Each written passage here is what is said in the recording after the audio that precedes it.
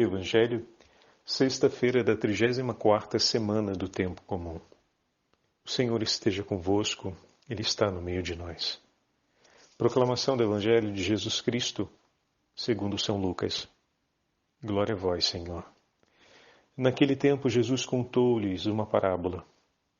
Olhai a figueira e todas as árvores. Quando vedes que elas estão dando brotos, logo sabeis que o verão está perto. Vós também, quando virdes acontecer essas coisas, ficais sabendo que o reino de Deus está perto. Em verdade, eu vos digo, tudo isso vai acontecer antes que passe esta geração. O céu e a terra passarão, mas as minhas palavras não hão de passar. Palavra da salvação. Glória a vós, Senhor. Sexta-feira da 34ª semana do Tempo Comum, em nome do Pai, do Filho e do Espírito Santo. Amém. Queridos irmãos e irmãs, damos prosseguimento ao discurso apocalíptico feito por Nosso Senhor na conclusão desse 21º capítulo do Evangelho de São Lucas. Hoje, o trecho que acabamos de ouvir é intitulado como a parábola da videira, onde o Senhor usa a imagem da videira e das demais árvores que apresentam os brotos quando é chegado o tempo do verão. A presença dos brotos declaram que se aproxima o período da árvore se tornar frondosa, cheia de vida. Já começou a passagem. O tempo da vida se aproxima. O tempo em que ela se tornará repleta de frutos, plena de vigor, está em andamento e está para ser agora a sua expressão máxima de abundância e de vida. Todo o discurso precedente foi marcado pelos sinais que são sinais de morte, de destruição, de calamidade. Ouvíamos sobre os homens morrerem só pelo medo de pensar tudo aquilo que estava por acontecer. Mas como vimos ontem, ao lado de todos esses sinais pesados e negativos, tem um chamado do Senhor à alegria. E tudo isso está baseado sobre aquela palavra que ouvimos no versículo 19, é pela perseverança que mantereis vossas vidas. O cristão está chamado a viver na esperança que vem do Senhor. Nós caminhamos nesse mundo, mas com o nosso olhar e o nosso coração unidos a Deus. A nossa esperança não está na realidade passageira desse mundo. A nossa esperança e a nossa alegria não está depositada na conquista das coisas que estão presentes nesse tempo e que a Ele pertencem, mas nas coisas eternas, naquilo que Deus nos propõe, que passa através desse mundo, mas cujas raízes e fim último não está aqui. Vivemos buscando a comunhão que vem do próprio Deus. Vivemos buscando uma aliança entre nós que não se desgasta com o tempo, porque o fundamento dessa aliança é o próprio fundamento do amor de Deus por nós. Assim o cristão caminha cada dia da sua história, que vai ser marcado, sem dúvidas, como falamos nesses 2 últimos dias, por inúmeras passagens difíceis, por inúmeras situações de angústia, mas o que nos anima e nos impulsiona para a frente é a palavra do Senhor. Imaginar que tudo, absolutamente tudo passará, mas a palavra do Senhor não passará. Essa permanece e permanece para sempre. Mas o que significa, Padre, dizer que a palavra do Senhor, ela não passará e que tudo mais passará. Que efeito isso tem para a minha vida? Vamos ouvir então o que escreve para nós o beato abade cisterciense chamado Guéric de Igny. Ele nos escreve assim, falando sobre esse texto. Aguardemos, meus irmãos, o nosso Salvador. Na verdade, é feliz todo homem que espera no Senhor. É feliz a espera dos justos, daqueles que aguardam a esperança bendita e o advento na glória do nosso grande Deus e Salvador Jesus Cristo. Onde está a minha esperança, diz o justo no Salmo 138, senão no Senhor Deus Onipotente. E depois exclama, eu sei que não desiludirás a minha espera, ó Senhor. De fato, o meu ser já está perto de Ti, ó Jesus, porque a nossa natureza, assumida por Ti e oferecida por nós, já foi glorificada em Ti. O que nos dá a esperança de que toda a carne venha até a Tua presença. No entanto, é com confiança ainda maior que esperam o Senhor aqueles que podem dizer, o meu ser está perto de Ti. Pois entreguei-te, Senhor, todas as minhas riquezas. Ao largá-las por Ti, juntei um tesouro no céu.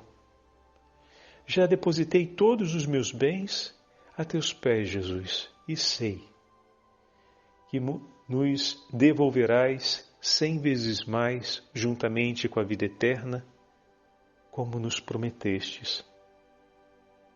Fixai, ó meus irmãos e irmãs, o vosso pensamento lá no alto, em que a vossa esperança esteja suspensa em Deus, para poder dizer com o apóstolo São Paulo, a nossa vida está nos céus, de lá que aguardamos o nosso Salvador. Com essas palavras, o beato abade nos recorda que ter a esperança no Senhor, ter as palavras do Senhor que não passam presentes na nossa vida, é fruto desse itinerário de uma entrega que o Senhor mesmo nos chamou e nos propôs a fazer. Qual entrega, Padre? A entrega que ele cita durante o seu texto ao falar que tudo aquilo que temos colocamos nas mãos do Senhor e se tornou dele. Nossos pensamentos, trabalhos, afazeres, sentimentos, tudo aquilo que o Senhor nos deu tem se tornado dele. Então, ao longo do tempo, ao longo dessa vida, essa vida que passa, essa vida que tem o seu fim declarado, nós vivemos iluminados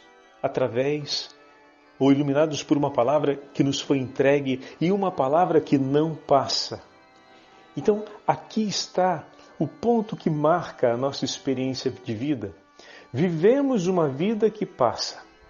E tudo aquilo que nessa vida temos, celebramos com as alegrias de uma certeza que não passa.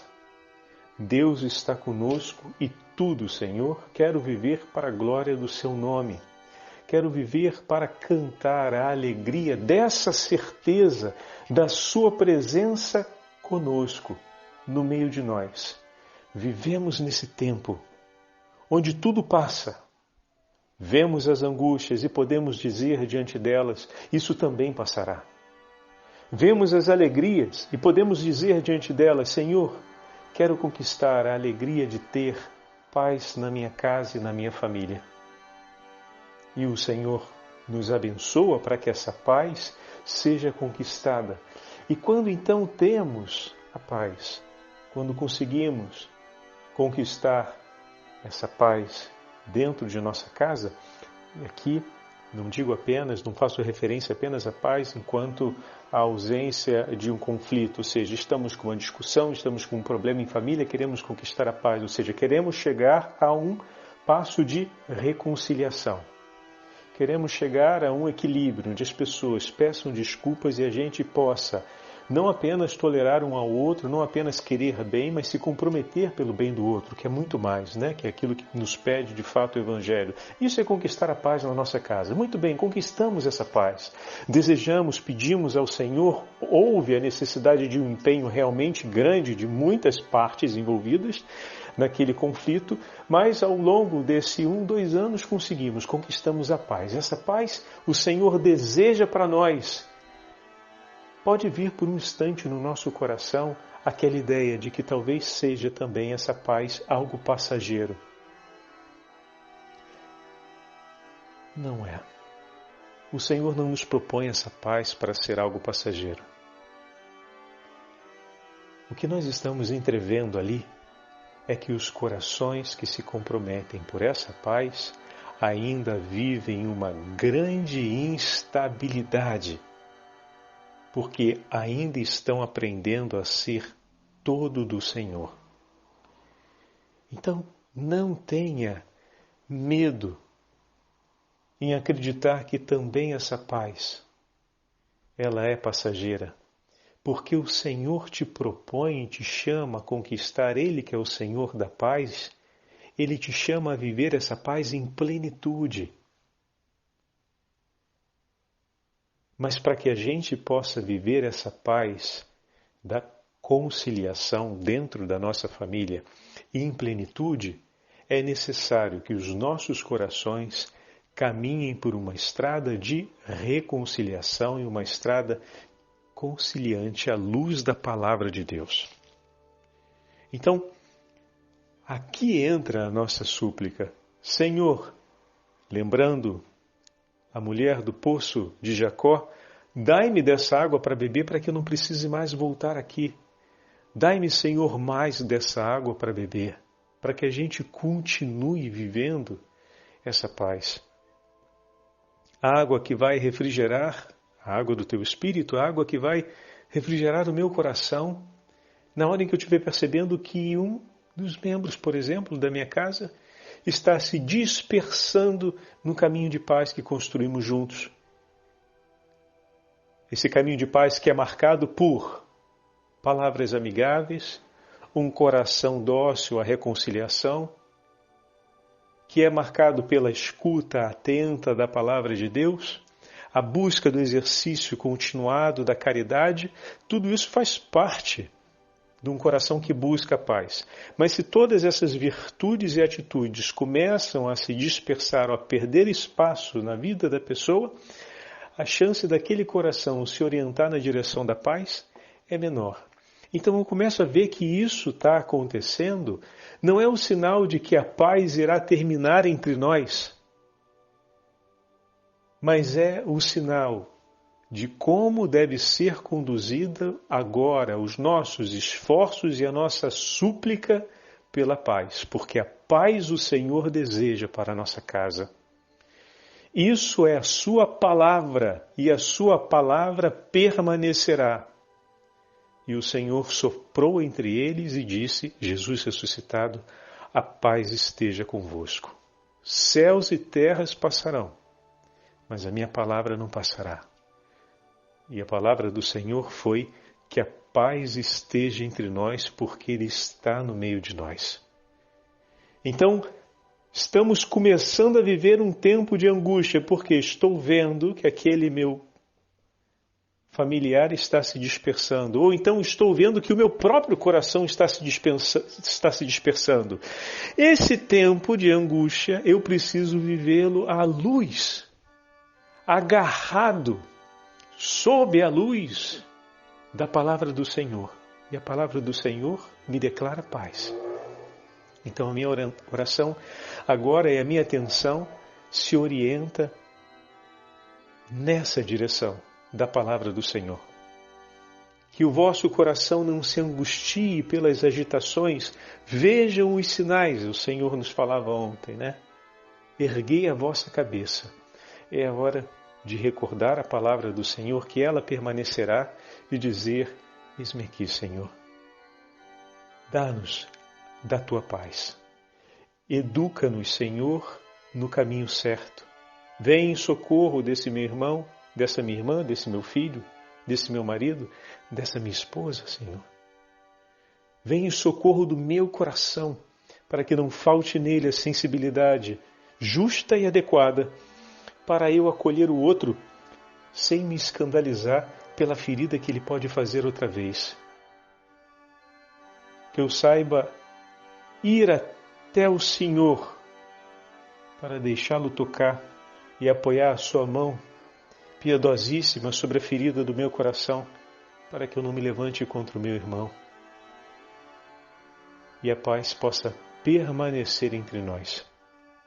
Na luta do meu coração que resiste ao desejo do mal e que intercede, para que o meu irmão volte ao caminho que nos conduz à verdadeira paz, pois ele está se dispersando.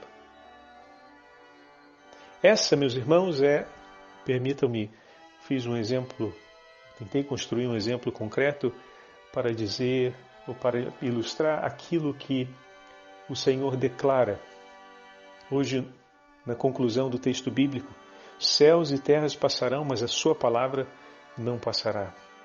E como nós, como cristãos, vivemos à luz dessa palavra, em um tempo marcado por angústias. E as angústias, elas são, como o Senhor hoje nos apresenta na parábola da figueira, como os sinais da vida que se apresenta. Como assim, Padre? Mas as angústias sempre nos falam de um sinal de morte. Sim, as angústias, elas marcam, elas indicam que no meio de nós ainda existem muitas tendências, ou seja, uma disposição do nosso coração em desejar aquilo e nos aliançarmos com aquilo que pode nos levar à morte.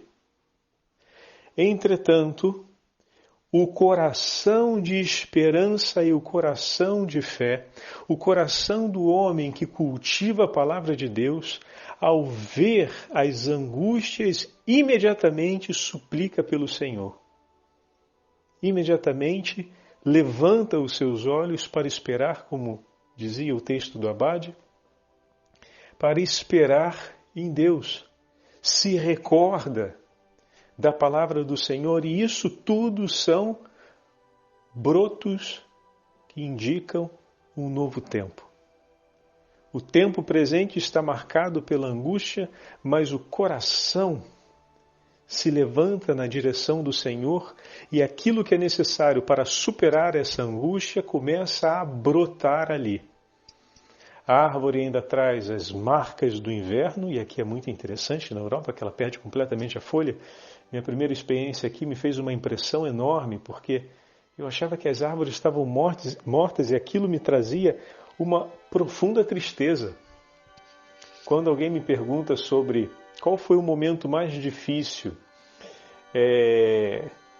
para você, foi passar o primeiro Natal longe da família, sem os seus familiares e amigos. Aqui a gente tem essa proximidade tão grande, no mundo todo nós temos essa proximidade grande, que é expressa de maneira diferente do estarmos em família durante o Natal. Mas o período mais difícil para mim foi ver o dia terminar às 4 da tarde, quando o sol ia embora, e os sinais de vida desaparecerem. As árvores que perdiam as folhas, que pareciam mortas, a natureza que dava os sinais de que a vida parecia estar deixando. O sol se afastou de nós, a vida nos deixou. Essa sensação foi muito dura, que eu ainda não conhecia essa experiência quando vim morar aqui. E me fazia sempre pensar no cântico evangélico das laudes, o sol nascente que nos veio visitar, e a desejar sempre Deus, mas ao mesmo tempo era pesado viver aquilo, viver esse tempo chamado tempo do inverno, o tempo das perdas. E no finalzinho do inverno, ou seja, passado o período mais duro de janeiro e início de fevereiro, de repente, nos primeiros ares mais ensolarados, nas primeiras aragens mais quentes depois do frio, as árvores se enchiam de brotos. E ainda tínhamos o frio por um bom período, os sinais ainda daquela angústia do tempo do inverno estavam presentes. O sol ainda não mostrava toda a sua força, pelo contrário, muitas vezes eram dias nublados e onde não se sentia o vigor do sol, mas os brotos estavam ali, já indicando que a vida se move, mesmo com todos os sinais da angústia presente. Então essa imagem, ela vem forte quando nós olhamos para a nossa experiência de fé e caminhando juntos, como estamos caminhando em cada um dos grupos com as meditações que fazemos da Palavra de Deus, mutuamente nos animamos e somos uns para os outros esse chamado, esse sinal de vida. Quando podemos ser aquela voz, aquela presença que ajuda o outro a retomar nas mãos a palavra que tem o poder de permanecer. Nos momentos de angústia e de dor, lembrar das promessas de Deus é uma certeza de vida. É uma certeza de que aquele tempo passará também. E quem há de me ajudar a lembrar como é bom saber que tantos irmãos e irmãs caminham comigo? Como é bom ter a minha casa, a minha família, como o primeiro sinal de Deus a me recordar da sua palavra.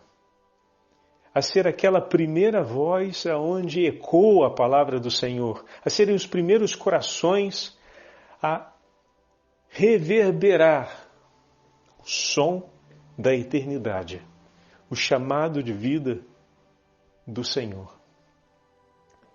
Por isso, quero mais uma vez fazer uma grande saudação a todos aqueles que estão começando a participar conosco dos grupos onde dividimos a meditação cotidiana. E no dia de amanhã estaremos enviando o material em PDF para ser trabalhado com as crianças, para ser trabalhado com as famílias. É um material didático que está na internet, de um grupo que tem um cuidado e um carinho muito grande de preparar o material para a animação das famílias e que nós estamos pensando em dividir com todos vocês para que se trabalhe durante esse tempo do Advento em família a alegria de dividir as inspirações do Senhor. Essa 34ª semana do tempo comum, ela tem o recolhimento dos discursos apocalípticos, como nós estamos vendo. São discursos bem densos, né, que vão colocados em paralelo à leitura do livro do próprio Apocalipse. Ontem nós ouvimos a Babilônia, que representa, assim como Jerusalém representa a cidade celeste, a Babilônia representa toda a força infernal, todo o poder das trevas. Ela traz sobre si a cidade dos mortos, a cidade maldita, ou seja, assim como Jerusalém é a imagem do céu, a Jerusalém celeste, a Babilônia é a imagem do inferno, e toda a força infernal foi vencida em um ato sumário do Senhor. Ele decide e é precipitada dentro do mar. Fantástico.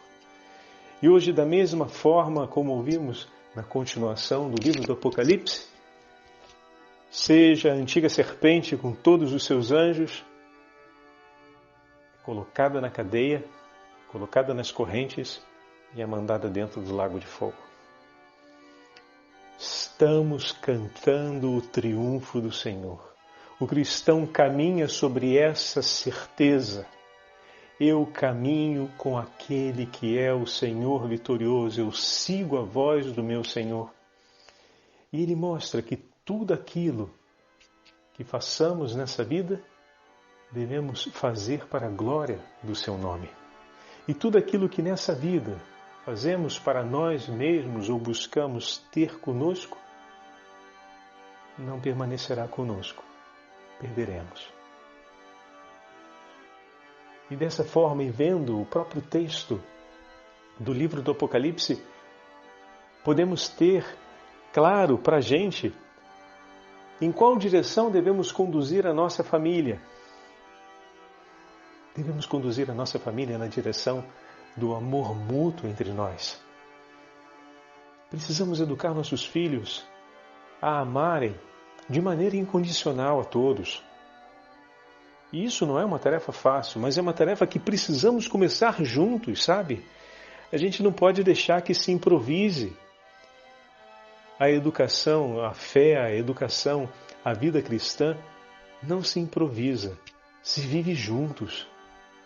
E ter essa grande ocasião de, no início desse advento, fazermos propostas para estreitarmos os nossos laços, a nossa prática da vida e da oração em comum, isso é muito importante. Veja, em tempos ordinários a criançada estaria na catequese participando. Aqui, por exemplo, na Itália, está sendo um grande desafio conduzir o trabalho catequético com as crianças, porque toda a estrutura de lockdown se transformou em uma estrutura dinamicamente fechada. E muitas das atividades catequéticas a gente não consegue fazer online, porque supõe uma presença para a gente poder interagir com as crianças. Só que essa dinâmica interativa, ela precisa ser submetida a todo um protocolo de segurança que a torna muito desgastante. Então, encontrar esse equilíbrio entre o espaço catequético online e o chamado espaço catequético presencial é um grande desafio. Mas aqui já foi muito esvaziado uma realidade que no Brasil nós ainda temos, e a proposta que está sendo feita e que ela é ousada, mas é a proposta que moldou centenas e milhares de famílias no caminho da santidade. E como falávamos outro dia, antes dos nossos irmãos novos entrarem no grupo, recordando os nossos mártires do Vietnã, o Vietnã se manteve durante mais de 400 anos num caminho de evangelização através das famílias, através dos catequistas. E quem eram os catequistas? Eram os pais e as mães. E assim também em muitos lugares no interior da África, meus irmãos. Os pais e as mães é que tinham na comunidade essa autoridade e ao mesmo tempo tinham a formação, que quase sempre era feita pelos missionários, de transmitir o ensinamento do Evangelho para as crianças. E dessa forma, em muitos lugares onde a igreja foi severamente perseguida, não foram os sacerdotes que sustentaram o ensinamento da fé, porque em muitas dessas perseguições eles eram os primeiros a serem mortos. O padre recordava que uma das primeiras coisas que se tenta fazer quando se pensa em extinguir o cristianismo em uma região, fé cristã católica, é eliminar os sacerdotes e extinguir a celebração da Santa Missa. E depois a celebração dos batizados, do batismo. São sempre os dois sacramentos atacados de maneira mais feroz. A Santa Eucaristia ela precisa deixar de acontecer, então precisamos eliminar o quanto antes a presença dos sacerdotes, dos fiéis à Santa Missa, e em seguida eliminar o número máximo de batismos, ou pelo controle da população, evitando que novas pessoas venham a nascer e se tornem cristãos, ou então evitando que cheguem até o desejo ou até a pia batismal. Então, essas atitudes ou essa ação anticristã, ela por séculos foi praticada intensamente e ainda de uma outra forma vem sendo difundida em mentalidades nos nossos dias. E recordando o testemunho dos nossos irmãos do Vietnã, que eu também tive a oportunidade de conhecer diretamente pelos amigos que narraram, em muitos lugares e regiões a presença do sacerdote foi limitada por décadas. E eram os pais e mães que educavam seus filhos e a comunidade na fé. Então olha que grande tesouro nós estamos tendo a oportunidade de redescobrir esse nosso papel, redescobrir essa nossa presença, que pode dar um frio na barriga. E agora, rapaz? Pode estar falando que eu vou ter que ser catequista da minha filha, do meu filho? Como é que é esse negócio? Hoje a gente tem mais recursos do que antes, então fica tranquilo. É importante que o meu coração se abra para essa realidade. E que começa tudo com uma decisão que pode ser muito sua. Não precisa de tantos recursos assim para admitir essa decisão. Precisa de coragem e precisa de força interior. E precisa do exercício da sua liberdade. A decisão de estarmos juntos e rezarmos juntos.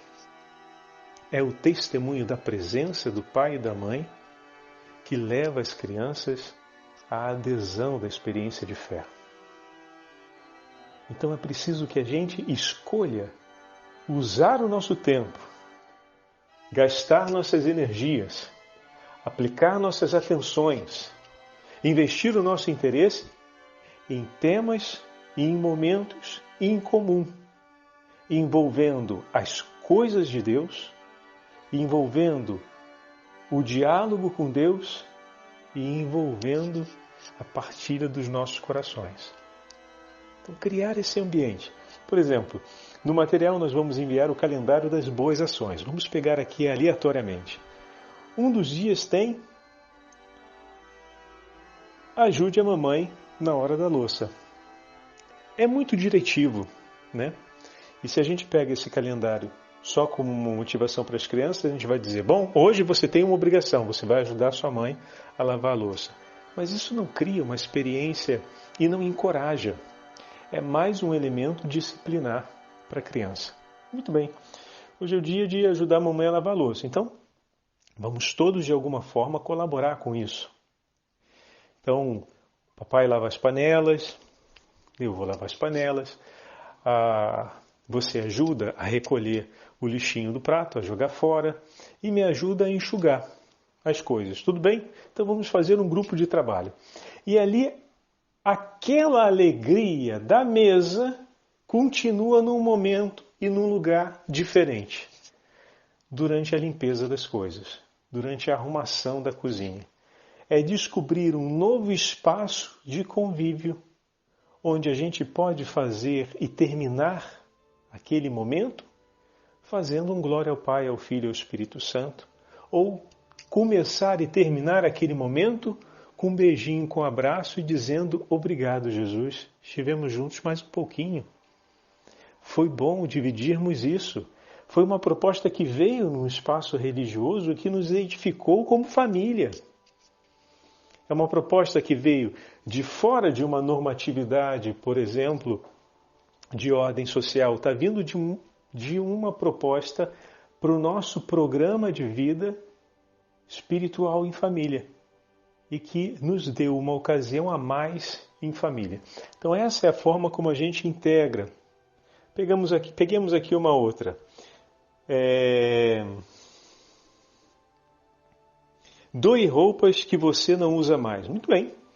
Então, não só o pequeno, a pequena, mas também papai e mamãe, cada um vai separar uma peça de roupa. A gente faz em comum, todos preparam, cada qual a sua peça de roupa para poder organizar uma doação à pessoa mais necessitada. E ali a gente pode falar com as crianças sobre o significado da doação, a importância de saber olhar para a necessidade do outro, ter o cuidado com aquilo que é nosso, mas ao mesmo tempo pensando no que a gente pode dividir com os nossos irmãos e irmãs.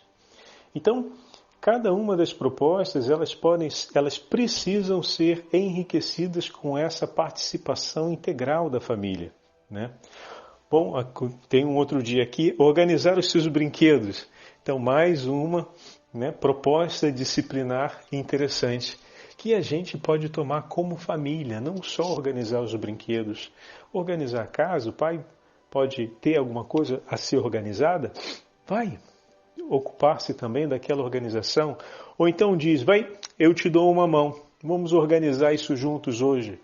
E aquele dia, a organização dos brinquedos, que é algo que deve ser disciplinar, se torna um espaço de convívio. Descobrir que dentro da disciplina e daquilo que é a organicidade necessária para o bem da nossa família, nós podemos conviver e termos ali também uma experiência de Deus. Conviver não só com um propósito objetivo e social de ordem, mas conviver como escolha de estarmos juntos. O pai pode ir ao filho, exigir que ele cumpra o dever de manter a casa, o quarto em ordem. Mas ele pode também viver aquela experiência ali como uma oportunidade de convívio com seu filho quando ele escolhe se colocar junto com ele por aquilo. Então, mais do que ver meu filho conquistar esse sucesso da disciplina, né, eu vivo com ele.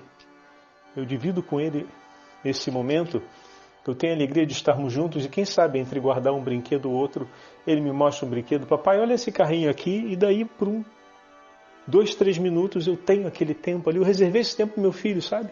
A gente brinca com aquele carrinho, a gente vê aquele carrinho, faz alguma coisa interessante com aquele carrinho, a gente está, entre aspas, se dispersando da organização. Deveríamos ser práticos e objetivos organizando? Não, a gente deve conviver, a gente deve se amar. Quando a gente tem a certeza de ser amado e se sente seguro amando, nada se perde. A gente está construindo para a eternidade. O quarto vai ficar organizado. Fica tranquilo. Mas mais do que o quarto organizado, o coração de vocês vai estar cheio de tantas belas experiências que reforçam o seu amor e o seu modo de rezar pelo seu filho e de desejar o bem por ele. E a forma como o seu filho deseja o bem por você e sente o seu bem. E isso merece ser vivido entre vocês. Merece ser vivido. Merece. A vida não pode passar sem essa experiência. Não pode. Porque é nessa experiência que se revela o que é eterno. É ali que se conhece a palavra e o amor de um Deus que não passa, mas que é eterno. Então amanhã vamos estar apresentando esse material, assim como a novena de Nossa Senhora, para rezarmos em família a preparação do Dia da Imaculada. Mais uma vez, é uma grande alegria ter todos vocês e amanhã nos vemos para a apresentação do material. O Senhor esteja convosco, Ele está no meio de nós. Pela intercessão da Santíssima Mãe de Deus, abençoe-vos o Deus Todo-Poderoso, Pai, Filho e Espírito Santo. Amém.